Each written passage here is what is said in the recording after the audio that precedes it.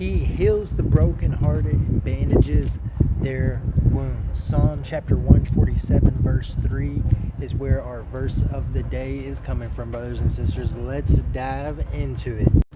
Family, he heals the brokenhearted. You know trauma has a way of leaving fingerprints on our souls, invisible to the eye but felt in every part of who we are in the fabric of our being.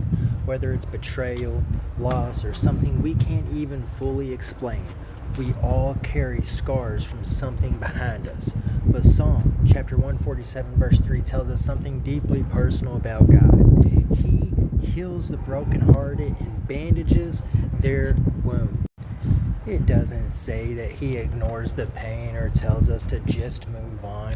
No, it says he heals. That's intimate. That's a God who bends down, who gets close enough to wrap the wound himself.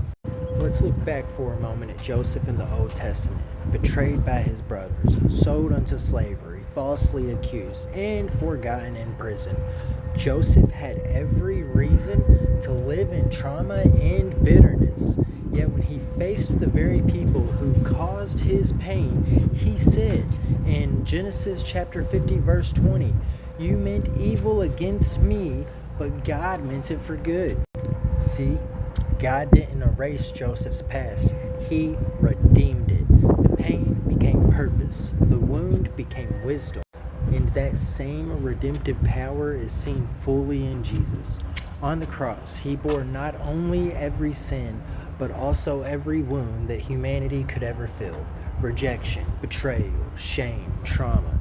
And after the resurrection, brothers and sisters, the scars were still there. Let me repeat that. The scars still remained, but they no longer hurt. They became a testimony of God's victory.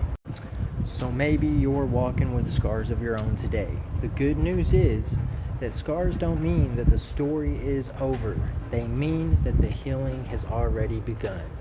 So take some time and think about it today. Maybe there's some unhealed wound in your past that you may still feel today. Can you give it over to God and start healing?